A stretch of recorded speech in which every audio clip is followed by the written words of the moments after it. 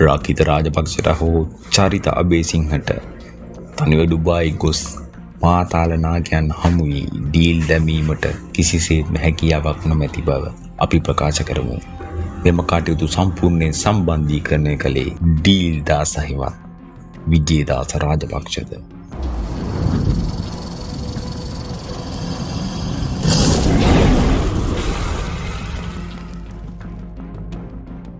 දෙදහස් 23 වසරේ රකිත රාජපක්ෂට හෝ චරිත අබේසිංහට තනියම ඩුබායි වැනි රටවලට ගොස් මෙවැනි පාතාල නායකයන් සහ කුඩු ජාවාරම්කරුවන් සමග ඩීල් දැමීමට කිසිසේත්ම හැකියාවක් නොතිබුණු බව අප කිව යුතුය. දේශපාලන ලෝකයේ තුල ඩීල් දාස රාජපක්ෂ ලෙස ප්‍රසිද්ධ වී සිටියේ කලාධිකරණ අමාත්‍ය ධූරයේ දරූ විජේදාස රාජපක්ෂ මේ සැබෑ මහා මුලකරු බව සඳහන් කළ යුතුය.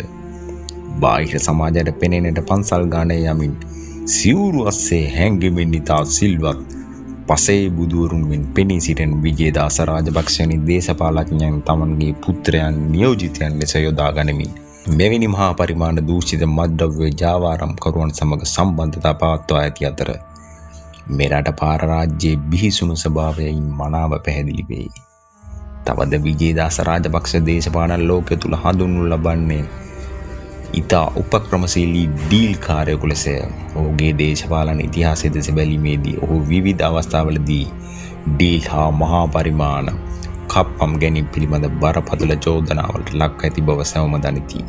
දේශපාලන කාර්යය තුළ ඔහු පිළිබඳ ඇති ප්‍රසිද්ධම චෝදනාව වන්නේ ඔහු මුලින්ම මහා පරිමාණ මංචා හා දූෂණ මංකොල්ල කෑම් පිළිබඳ සමාජය හමුවේ කරුණු අවුස්සන බවයි. ඔහු කෝප් කමිටුවේ සිටියේදී පවා මෙවැනි දූෂණ හෙළි කරමින් ඒවාට එරෙහිව නඩු පැවරීමට උසුගැන්වීම් සිදු කළේය.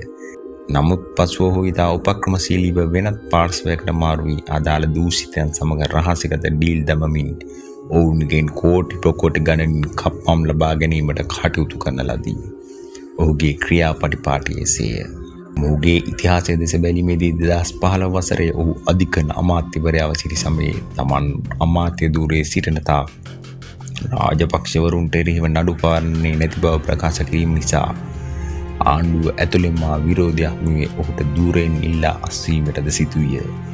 තවද ගෝඨාභය රාජපක්ෂගේ මැතිවරණ ව්‍යාපාරයේදී තමන් අධිකරණ අමාත්‍යවරයා ලෙස සිටි නිසා ගෝඨාභය රාජපක්ෂට එරෙහිව තිබූ නඩු කටයුතු මගහැරීමට උදව් වූ බව ඔහු ප්‍රසිද්ධියේම ප්‍රකාශ කොට තිබුණි.